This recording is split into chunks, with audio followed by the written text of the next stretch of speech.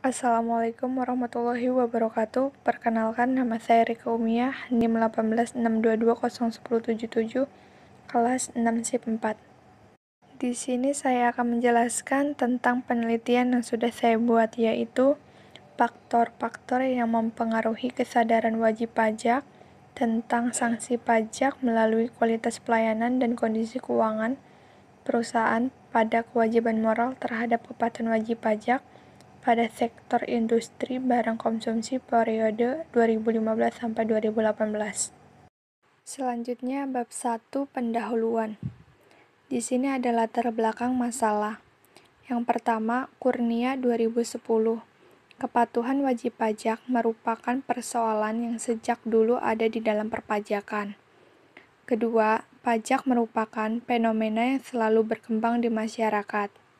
Ketiga, di Indonesia, pajak memegang peranan penting karena merupakan sumber utama penerimaan negara yang digunakan untuk membiayai pengeluaran negara.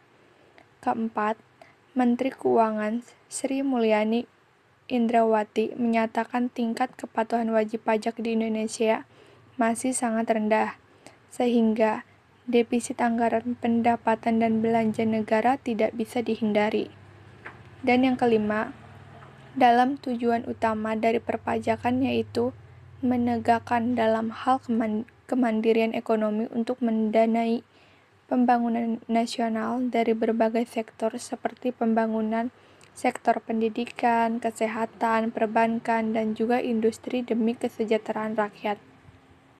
Selanjutnya ada rumusan masalah. Yang pertama, apakah sanksi perpajakan berpengaruh terhadap kepatuhan wajib pajak? Kedua, apakah kualitas pelayanan dan kondisi keuangan perusahaan berpengaruh terhadap kepatuhan wajib pajak? Ketiga, apakah kewajiban moral berpengaruh terhadap kepatuhan wajib pajak? Selanjutnya yaitu tujuan penelitian.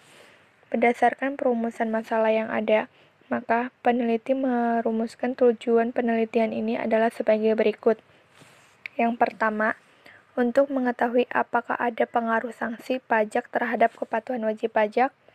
Yang kedua, untuk mengetahui apakah ada pengaruh kualitas pelayanan dan kondisi keuangan perusahaan terhadap kepatuhan wajib pajak. Yang ketiga, untuk mengetahui apakah ada pengaruh kewajiban moral terhadap kepatuhan wajib pajak. Selanjutnya, bab 2 tinjauan pustaka. Di sini ada landasan teori. Yang pertama, Theory of Land Behavior yang dikemukakan oleh Agen 1991 menjelaskan mengenai faktor-faktor yang mempengaruhi perilaku kepatuhan wajib pajak dilihat dari sisi psikologis. Dan yang kedua, kepatuhan wajib pajak. Menurut Jane dalam Wijoyanti 2010, kepatuhan pajak adalah suatu iklim kepatuhan dan kesadaran memenuhi kewajiban perpajakan yang tercermin dalam situasi di mana wajib pajak paham dan berusaha untuk memahami semua ketentuan peraturan perundang-undangan perpajakan, mengisi formulir pajak dengan lengkap dan jelas, menghitung jumlah pajak yang terutang dengan benar dan membayar pajak tepat pada waktunya. Ada dua jenis kepatuhan, yaitu kepatuhan formal dan kepatuhan material. Selanjutnya yaitu yang ketiga ada sanksi perpajakan. Menurut Resmi 2008, sanksi perpajakan terjadi karena terdapat pelanggaran terhadap peraturan perundang-undangan perpajakan.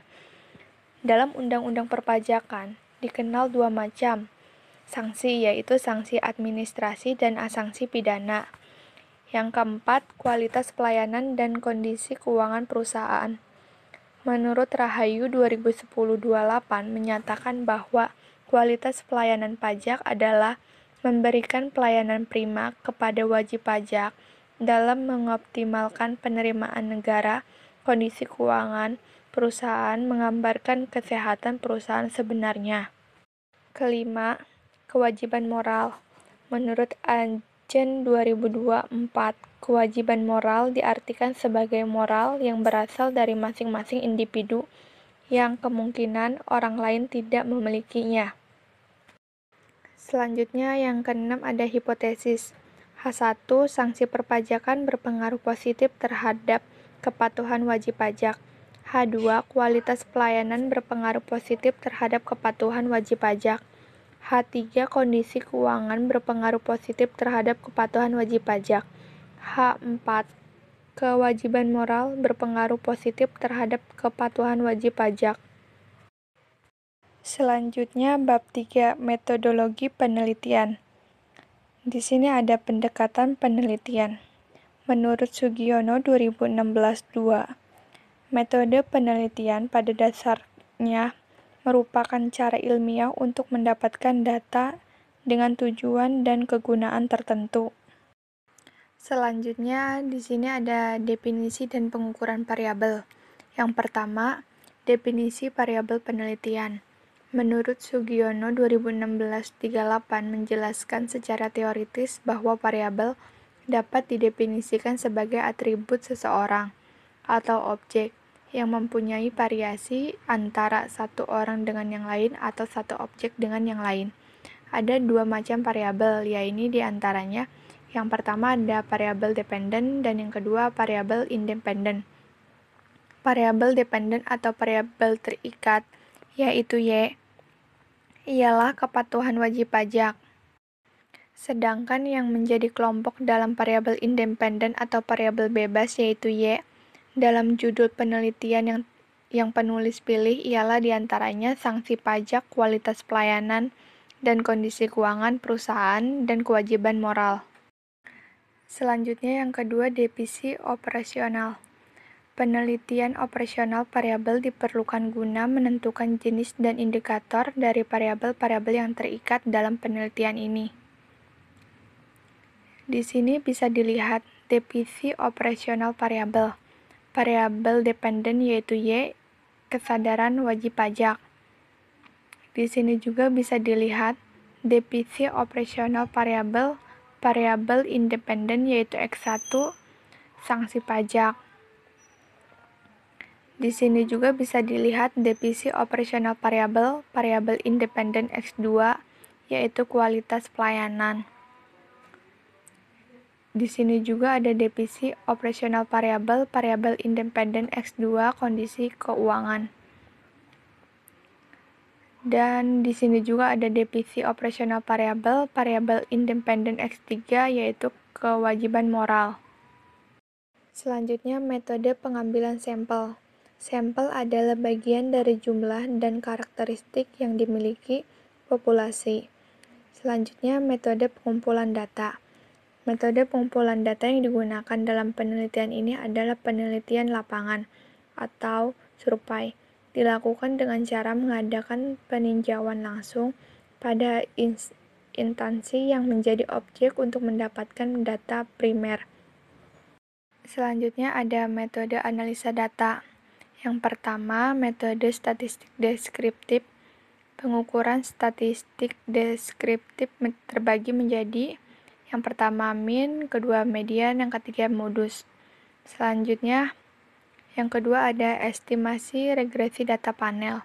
Yang pertama ada CEM, yang kedua ada FEM, yang ketiga ada REM. Selanjutnya yang ketiga ada teknik pemilihan model regresi data panel. Yang pertama ada uji Chow, yang kedua uji Hausman, yang ketiga uji LM. Selanjutnya yang keempat ada uji hipotesis. Yang pertama ada uji F, yang kedua uji koefisien determinasi, yang ketiga ada uji T.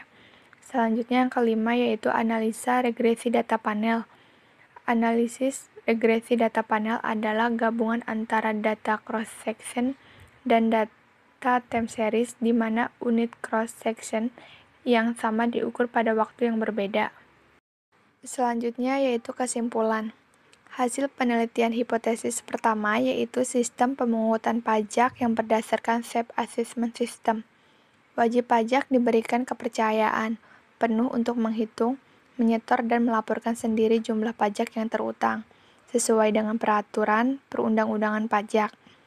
Kedua, yaitu bertujuan untuk memberikan kenyamanan, keamanan, dan kepastian bagi wajib pajak di dalam pemenuhan kewajiban dan haknya di dalam bidang perpajakan.